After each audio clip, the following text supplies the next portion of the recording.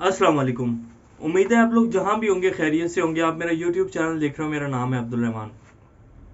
नाज़रीन, कुछ latest updates जो कि अफगानिस्तान के हवाले से आई हैं। अमेरिका जो कि अपनी, आपको पता है, फौजों का इस टाइम इनखला कर रहा है और बहुत स्पीड से कर रहा है। पूरी दुनिया का जो इंटरनेशनल मीडिया है वो इस टाइम अमेरिका को इतना जलील कर रहा है कि आप हर जितने भी बड़े बड़े चैनल हैं, जितनी बड़ी बड़ी न्यूज़ एजेंसीज हैं और उनके आर्टिकल्स को आप पढ़ें तो वो यही कहेंगे कि अमेरिका बुरी तरह तालिबान से हार गया है। और अमेरिका, ये तो खैर अमेरिका में भी बात चल रही है कि उनके जितने भी आर्टिकल हैं वाशिंगटन पोस्ट के, न्यूयॉर्क टाइम्स के और अमेरिका की थिंक टैंक्स की जो रिपोर्टें हैं वो इस टाइम उनके अमेरिका में न्यूज़ चैनल्स के ऊपर चल रही हैं कि अमेरिका ने पिछले 20 साल में जो वहाँ अपनी फ़ौजों को, और जो अमेरिका की तबाही फेर दी वहाँ ले जाके फ़ौजों को एक अजीब सी रोज़ी पिक्चर बना के यहाँ पेश की गई कि जी वहाँ हम तालिबान से लड़ रहे हैं और जीत रहे हैं और हमने बहुत ज़्यादा फतह हासिल कर ली है। लेकिन ऐसा कुछ भी नहीं था। वहाँ अमेरिकन फ़ौजें जो है बुरी तरह मार खा रही थी तालिबान से और ट्रिलियन ऑफ डॉलर्स का अमेरिकन लोगों के टैक्सों का पैसे का नुकसान कर दिया है।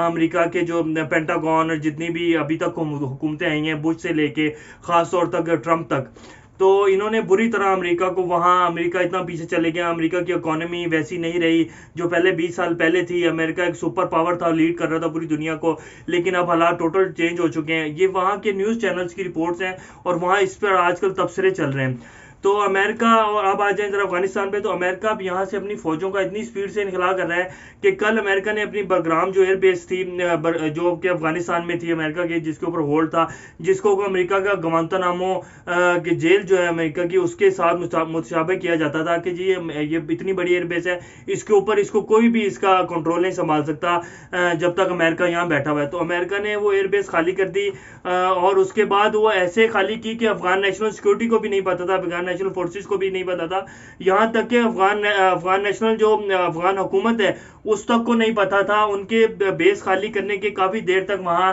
अफगान जो लोग हैं वो आ गए और वहाँ से जो कुछ सामान था वहाँ उस एयर बेस में से मुख्तलिफ चीज़ें उठाई और लूटना शुरू कर दिया और वहाँ काफ़ी सारी अमलात को नुकसान पहुँचाया। उसके बाद अफगान नेशनल फोर्सेस को पता चला और उन्होंने आके उसका होल्ड संभाला। और उसके बाद खबर, ये मैं आपको स्पुतनिक न्यूज़ की खबर दे रहा हूँ जो कि बड़ी ऑथेंटिक न्यूज़ है, रशिया की न्यूज़ एजेंसी है। उसके बाद अब इस एयरबेस को खाली करने के बाद अमेरिका चले गया और उससे, और जो वो कह रहे हैं उनके मुताबिक अमेरिकन फोर्सेस और उनके जो अभी ऑफिस की तरफ से ऑफिशियल जो आई है स्टेटमेंट कि जी हमने वहाँ एयरबेस को खाली कर दिया है और अफगान नेशनल सिक्योरिटी ने उसका वो होल्ड संभाल लिया है। लेकिन ऐसा कुछ भी नहीं है। अफगान नेशनल सिक्योरिटी को तो जब तक इन्होंने एयरबेस खाली करने के बाद वहाँ अफगानों ने आके लूट मारनी शुरू कर दी, तब तक अफगान नेशनल फोर्सेज को पता ही नहीं था। उसके काफ़ी देर बाद जाके अफगान नेशनल फोर्सेज ने उसका चार्ज संभाला। तो ये तो अमेरिका की हालत है। अब मैं आपको तो इससे रिलेटेड खबर दूंगा कि अमेरिका पाकिस्तान से अड्डे लेने की कोशिश कर रहा था, लेकिन पाकिस्तान, इमरान खान साहब ने, पाकिस्तान फोर्सेस ने वो बिल्कुल साफ इनकार कर दिया कि नहीं जी, हम अड्डे बिल्कुल किसी सूरत में आपको नहीं देंगे। हम आपका सिर्फ पीस प्रोसेस में आपका साथ दे सकते हैं। किसी भी कॉन्फ्लिक्ट में पाकिस्तान अपनी सरजमीन किसी भी दुनिया के मुल्क को इजाज़त नहीं देगा जी यूज़ करने की। तो उसके बाद अमेरिका तुर्की गया और तुर्की से प्रेशर डलवाया कि जी कतर हमें एयर बेसिस दे दे। और आपको मैंने पहले भी बताया था कि कतर से उन्होंने ये भी मामला चल रहे थे, जो कि ऑफिशियल स्टेटमेंट भी आई थी कि जी 3 to 6 मंथ से कतर के लिए एयर बेसिस मांग रहे हैं कि वहाँ से हमने जी जो अफगान सिक्योरिटी फोर्सेज के लोग हैं उनको ट्रेन करना है ताकि अफगानिस्तान में अमन आ सके और वो लोग इतने ट्रेन हो सके कि वहाँ खाना जंगी ना लगे। लेकिन उन्होंने भी इनकार कर दिया। और अब जो मैं इसको बताता हूँ कि जो ब्रिगेडियर जनरल थे कर्टिस बजार्ड, जो कि अफगान इसका defence security corporation management office जो था अफगानिस्तान में, उसको जो रन कर रहे थे, अब उनका वो ऑफिस भी जो है वहाँ से वो शिफ्ट किया जा रहा है कतर में। और वहाँ वो कह रहे हैं जी कि इसमें हम अफगान नेशनल सिक्योरिटी की फंडिंग का ख्याल रखेंगे और कुछ ये जो इनके एयरक्राफ्ट है उनकी मेंटेनेंस करके दिया करेंगे। इससे ज़्यादा हम अफगानिस्तान के लोगों के लिए कुछ नहीं कर सकते और अफगानिस्तान के लिए भी इससे ज़्यादा हम कुछ नहीं कर सकते। I'm not going to answer any more question on Afghanistan. Look, it's 4th of July. I'm concerned that you guys are asking me questions that I'll answer next week, but on this holiday weekend, I'm going to celebrate it. There's great things happening. Economy's growing faster than any time in 40 years. We've got a record number of new jobs. COVID deaths are down 90%. Wages are up faster than any time in 15 years. We're bringing our troops home. We have all across America, people are going to ball games and doing good things.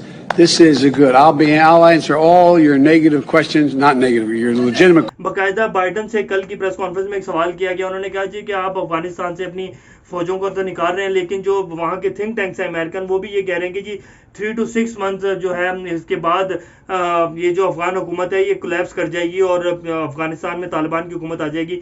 तो आप लोग इस बारे में क्या कहते हैं? तो उन्होंने सदर जो बाइडन ने कहा कि जी आज छुट्टी का दिन है, आप लोग छुट्टी इंजॉय करें, आप ये कैसे सवालात हैं जो कर रहे हैं, इन सवालों को आप छोड़ें, आप अफगान लोग जाने हो, क्योंकि अफगान लोग भी यही चाहते हैं कि वो खुद वहाँ का पीस प्रोसेस वो खुद ही वहाँ जो करना चाहते हैं वो करेंगे, हमारी तो वो किसी उसमें हेल्प चाहते नहीं और अब हम इससे ज़्यादा कुछ कर भी नहीं सकते।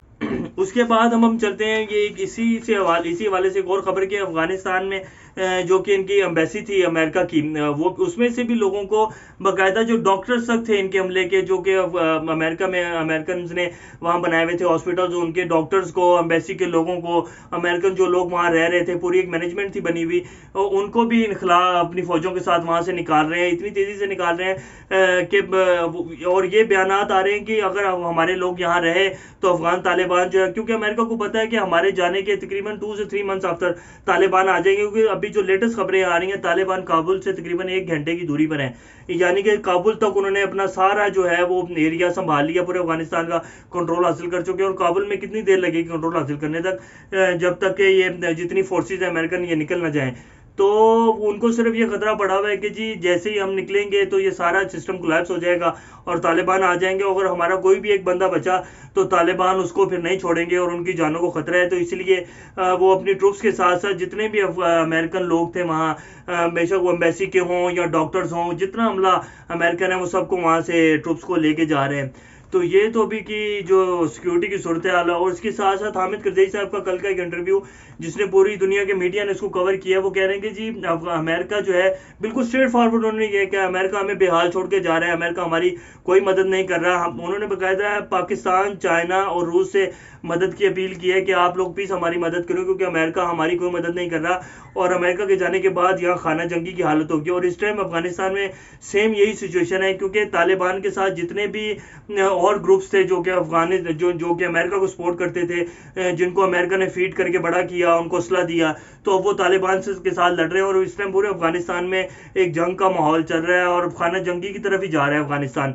और आप देखेंगे कि जैसे जैसे ये ट्रूप्स निकलते जाएंगे तो अफगानिस्तान में एक जंग का माहौल बनेगा। तो इसलिए हामिद करजई साहब ने बिल्कुल स्ट्रेट फॉरवर्ड अमेरिका के ऊपर इल्ज़ाम लगाया कि जी अमेरिका हमारी बिल्कुल कोई मदद नहीं कर रहा, वो अपने ट्रूप्स को निकाले जा रहे हैं और हमारी रिहेबिलिटेशन और यहाँ के अमन के हवाले से कुछ भी नहीं कर रहा। तो हम पाकिस्तान, चाइना और रूस से मदद की अपील करते हैं कि वो आएँ और हमारी मदद करें और अफगानिस्तान को एक खाना जंगी की तरफ ना जाने दें। तो ये उनका कुछ ख्यालात थे जो उन्होंने अपने दिए और पूरी दुनिया का मीडिया है उसको कोट कर रहा है। और इसी को लेके अमेरिका में भी जितनी भी अमेरिकी की पिछली हुकूमतें थी अमेरिकन, उनको बहुत ज़्यादा जलील किया जा रहा है, बाकायदा उनकी रिपोर्ट्स और आर्टिकल्स को शाया किया जा रहा है कि अमेरिका को तबाह करके रख दिया पिछली हुकूमतों ने। और अमेरिका एक बढ़ती हुई इकोनॉमी थी, पूरी दुनिया को लीड कर रहा था अमेरिका।